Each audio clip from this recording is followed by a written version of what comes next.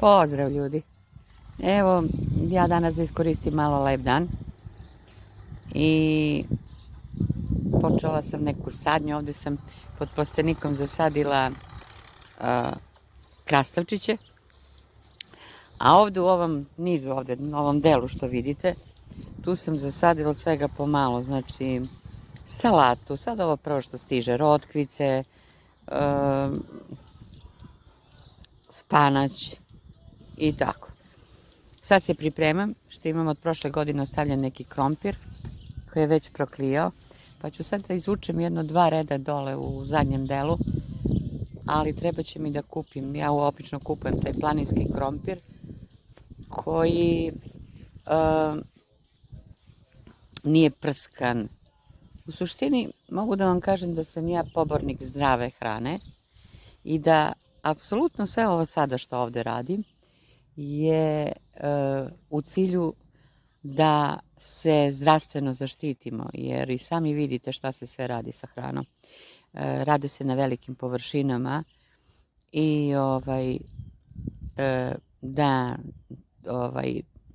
prvo šta rade? Rade prvo da otruju koren, prskaju to talom, on je jako otrovan. Sami ste vidjeli šta se dešava sa pticama.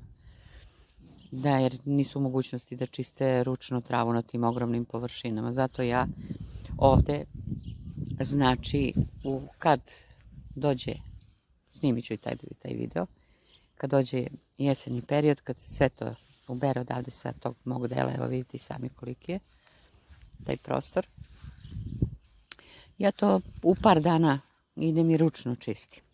Nešto motikom, nešto ručno. Uglavnom ništa ne prskam. Čak ni voćke. Imam voćki u svom placu i ni one se ne prskam. Ni njih ne prskam. Koliko uspe da uspem, ali znam da šta jede. Što je najbitnije sada u ovom trenutku. Upravo mi je od jutros bio čovek u septembru mesecu ili platim nekog da izrilje ručno ili prođe čovjek traktorom sa grebuljom pa mi to iskopa tu u septembru. I evo sada je freza prešla, da to sve lepo usitni, kao što vidite, evo vide se tragovi u zemlji. I sada je apsolutno zemlja spremna za sađenje. Mogu da vam kažem da je ova moja zemlja čista, da nikad nijedan otrov nisam stavila, niti protiv korova i ono sve što sadim, počev od rasada pa nadalje, znači ni sa čim ne prskam. I mogu da vam kažem, evo snimit ću ja kasnije, bit ćete u toku, pratit ćete situaciju, vidjet ćete te plodove koje ni sa čim nisu prskani. Jer uporno ja, iskreno da vam kažem, evo vidite voćke sam sada rezala, verovatno neću moći sada da imam smokve, ali to se toliko bilo mnogo namnožilo da su bili puno stršljanovi. Nijedne godine kao prošle godine nisu bili stršljanovi toliko mnogo. A i sami znate da su jako, znaju da budu jako opasni. I čak i po život. Ja mogu da vam kažem da dolazim iz grada, da sam živela u strogom centru Niša, prodala sam taj stan, kupila sam kuću na selu i kad sam došla ja nisam imala pojma ni sa čim. Znači sve sam učila i naučila sam. I recimo ne bi znala, nisam ni znala dok sam živjela u gradu, šta rade ljudi po selima. Ne kažem da nisu prinuđeni, jer to su ogromne površine, hektari su u pitanju. I da bi se to profitiralo i da njima bude sigurno to što zasade, znači ide taj prvo korov koji se truje totalom ili nekim drugim sredstvom koji je jako otrovan i kad se taj koren uništi, oni kasnije te plodove koje proizvode da ne bi gubili i njih prskaju.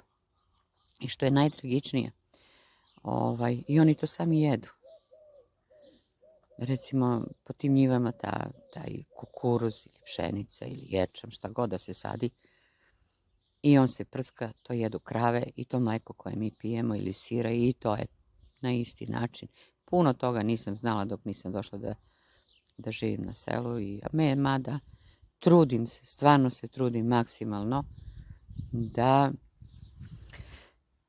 izbegnem što se tiče kupovine te hrane. Maksimalno se trudim. Jednostavno se odričem toga dok ne stignu moji plodovi koji su zagarantovani. Možete recimo da ih jedete potpuno, da ih ne operete uopšte. I tako. Naprimjer, od svih voćki, eto to ko ne zna, jedino koja se voćka ne prska uopšte nikada, to je smokva. Sve drugo se papariše, što kažu. Pa ja ne znam, kad kažu i po 10 i po 20 puta se jabuka prska. Šljiva, ne znam ovo, ne znam ono i tako. Eto tako, dragi moji, ja sad trebam da počnem da izvučem to što ima malo krompir što mi je ostalo, da izvučem 1-2 reda i da zasadim taj krompir, a kasnije ću da dokupim taj planinski, semenski takozvani krompir koji je jako zdrav i nije prskan. Njega specijalno kupujem. To su, ako vas interesuje, to ide u džakčiću, ja ne znam koliko beše, da li 50 komada, i po jedan se stavlja u vadicu i on daje dosta prihoda. Dosta krompira. Eto tako. Puno pozdrava. Pogledajte video, šerujte, lajkujte, zapratite me. Evo, da vam pokažem. Ovo su vadice izvučene. Da bi bile pravo, postavila sam ove kanape koje vidite. To se samo napravi. Znači, od ovog belog, ne znam kako se zove, štapove neke nabaviti i onda pomoću tih kanapčića možete da izvučete nešto pravo, da vam ne bude krivo. Ono što izvlačite. Znači, redovi da budu onako ok, pravi. Ko to voli, ko ne otprilike radi. Neko i sa daskama to radi, ali ja evo ovako. Eto, to sad kako je urađeno i sada treba da se polije te vadice koje su napravljene i tu se otprilike na nekih, ne znam koliko otprilike ta razdaljina kako se, kad se ređa krompir. Na 2-3 cm otprilike.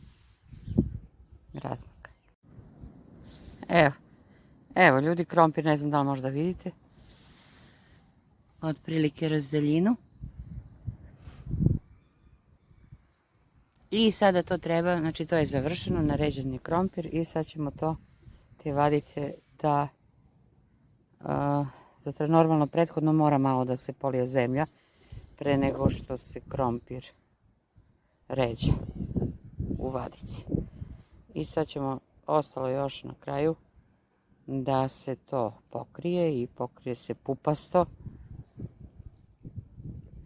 Kad budem završila, vidjet ćete. Evo, možete da pogledate, upravo je ovo sve završeno, kako se to pokrije.